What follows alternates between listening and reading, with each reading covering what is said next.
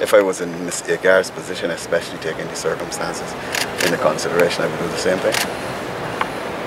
Do you believe it's too late for the organs of the party to look to re-examine itself on this matter?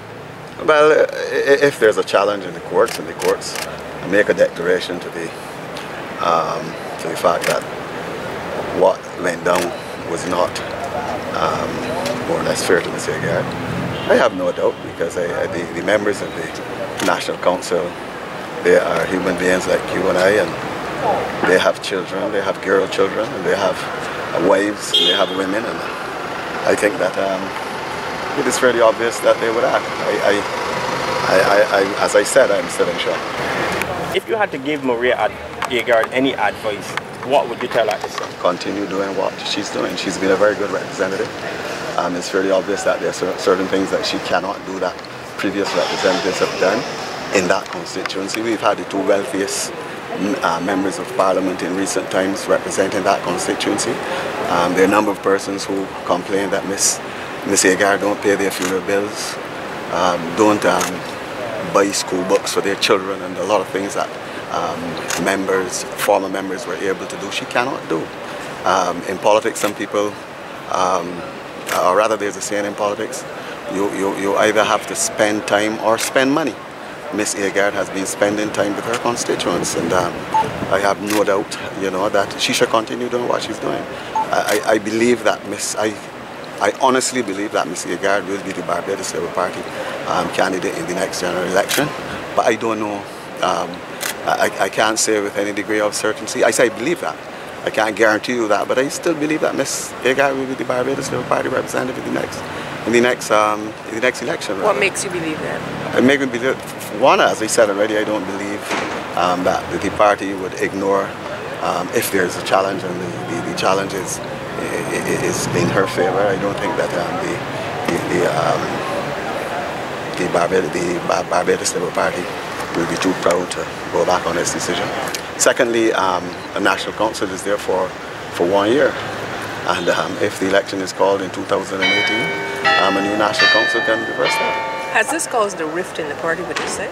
I'm not aware of any rift in the party. It's a political party. It's not it is not a Sunday school.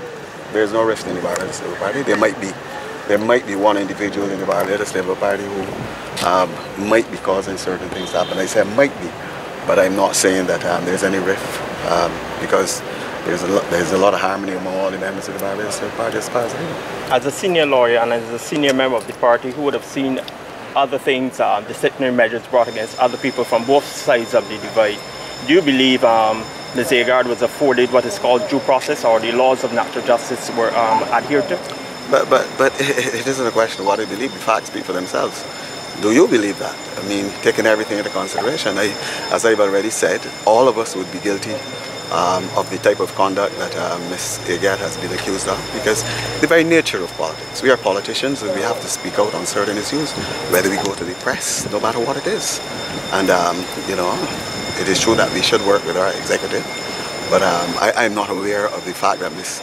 Agard refused to work with her executive. What she did say was that the executive which she was called upon to work with was improperly constituted.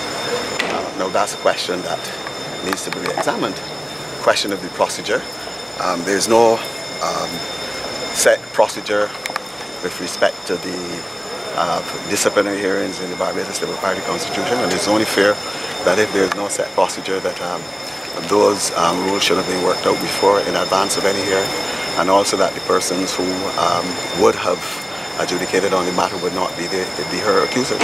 Finally, from me, do you believe the Barbados Labour Party has enough time to recover from this to fight the general election? But I don't know what you're talking of recovering from. We are not down on our knees. I mean, nothing has happened as far as I'm concerned. I mean, you've had a problem with a member, but that doesn't mean that the Barbados Labour Party has anything to recover from. The Democratic Labour Party has more to worry about at this particular point in time than the Barbados Labour Party. I don't see any issue with respect to recovery. These are things that happen in any political party. If you go as far as Australia, you see that that they have even removed a sit-in prime minister, not a leader of the opposition, a sit-in prime minister, and yet life went on as usual. Mr. Payne, thank you very much.